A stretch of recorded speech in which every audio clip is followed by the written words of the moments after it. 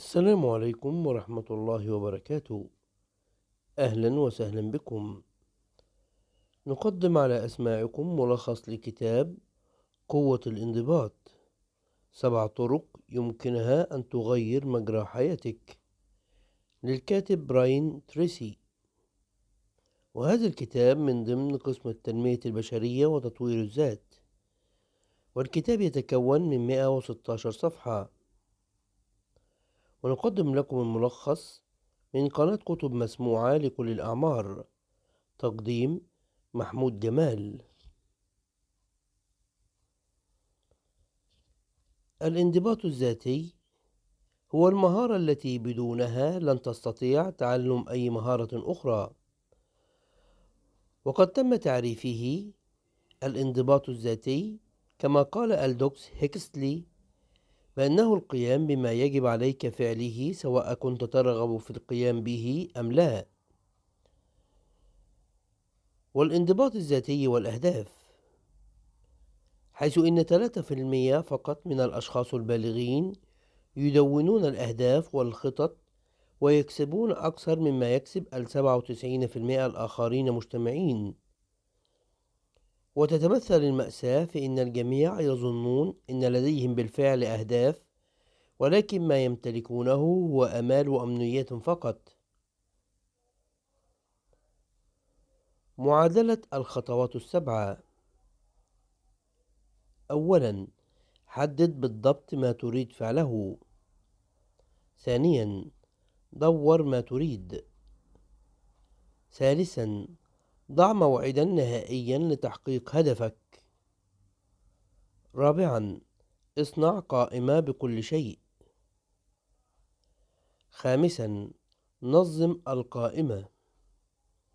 سادساً، نفذ الفكرة على الفور. سابعاً، افعل كل يوم شيء جديد.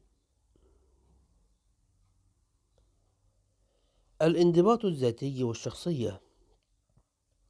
الشخص الذي أنت عليه اليوم وشخصيتك هم مجموع لجميع اختياراتك وقراراتك في الحياة منذ أن ولدت حتى يومنا هذا.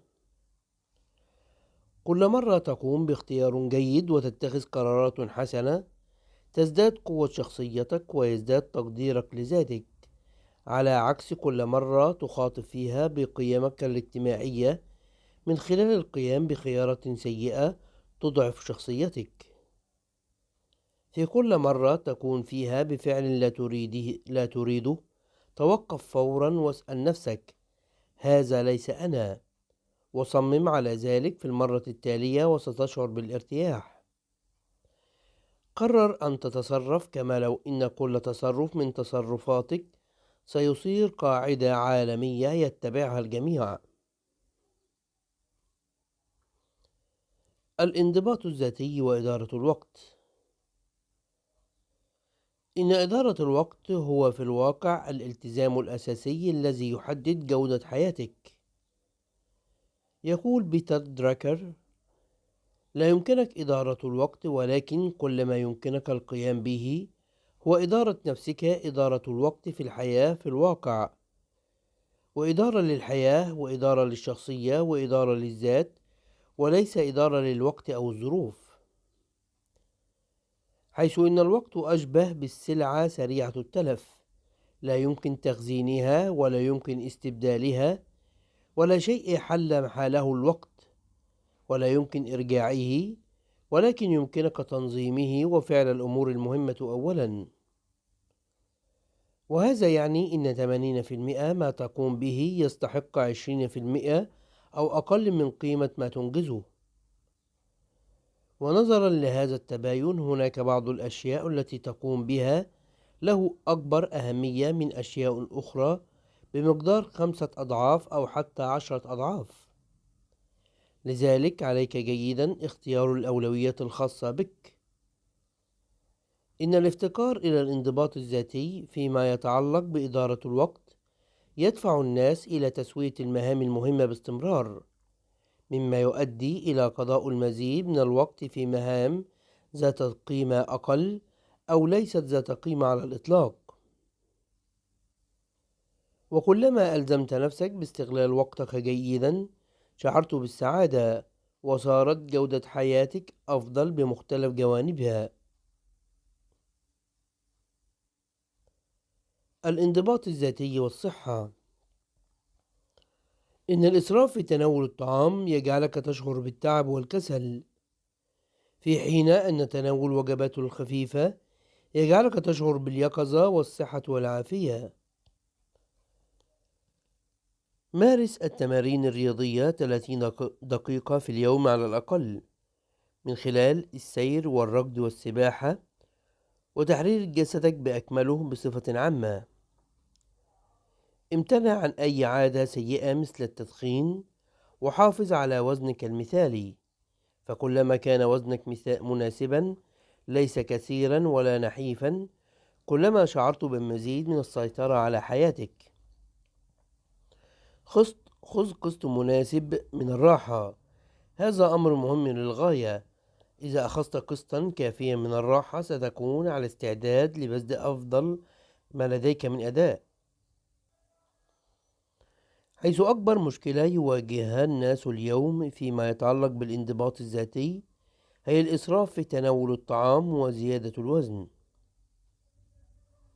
وأكثر من 50% من الأمريكان يعانون الوزن الزائد وفقا للإحصائيات الرسمية، وأكثر 20% يعانون السمنة المفرطة، كما إن أكثر من 30% يتجاوزون حدود الوزن الطبيعي.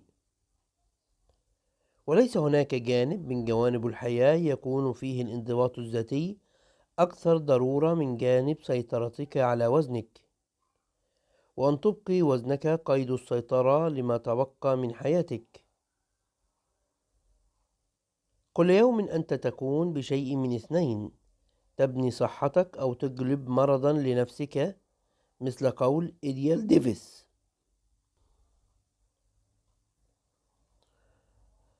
الانضباط الذاتي والمال. السبب الرئيسي والأساسي لوقوع المشكلات المالية في الحياة هو الافتقار إلى الانضباط الذاتي وضبط النفس والسيطرة على الذات.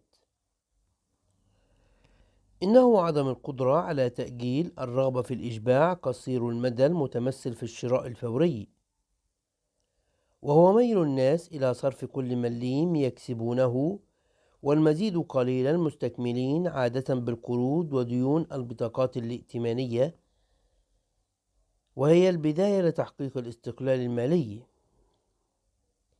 هي أن تلزم نفسك بأن تراجع توجهك حيال المال لتصل إلى اللاوعي وتفكك الرابط بين الإنفاق والسعادة، ثم تعيد الربط بين السعادة والادخار، المال والاستثمار. ولتؤكد على هذا التغيير في طريقة التفكير، افتح حسابا في المصرف المحلي وليكن حساب الحرية المالية. بمجرد أن تضع المال في هذا الحساب اعقد العزم على أن لا تنفقه أبدا في أي شيء سوى أن تحقق من ورائه الحرية المالية، بدلا من أن تقول أنا أستمتع بإنفاق المال كله وأنا أستمتع بادخار المال. الانضباط الذاتي والشجاعة. أشجع لا تعني غياب الخوف ولكن تعني التحكم في الخوف والسيطرة عليه. ويشير علم النفس إلى أنه بإمكانك تغيير سلوكك من خلال العبارات التوكيدية والتخيل والتصرف، كما لو أنك تتسم بتلك الصفة التي ترغبها، ومن خلال الاعتراف بخوفك وتخيل النتائج الإيجابية له تستبدل برسالة لا أستطيع رسالة تأكيدية، وهي أجل أستطيع. كل مرة تكرار تلك العبارة أجل أستطيع مع الإيمان به، فأنت تلغي أو تتغلب على خوفك وتزيد ثقتك بنفسك. ومن خلال تكرار تلك العبارة التوكيدية مرارا وتكرارا يمكنك في النهاية أن تبني شجاعتك وثقتك بنفسك للحد الذي يختفي معه خوفك. كنت أشعر بالقلق حيال أشياء كثيرة في الحياة، ولكن معظمها لم يحدث مطلقا.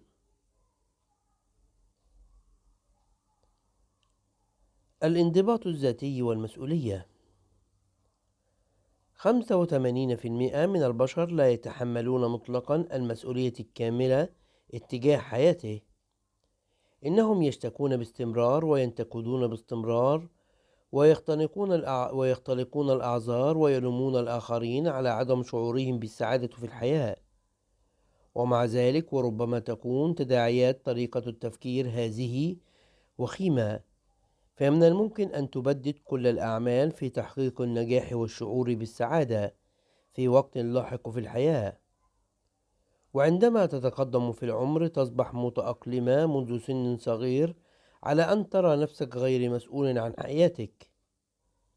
هذا طبيعي وفطري، فحين تكون طفلا يكون والديك مسؤولا عنك، ولكن هذا يتغير عندما تكبر.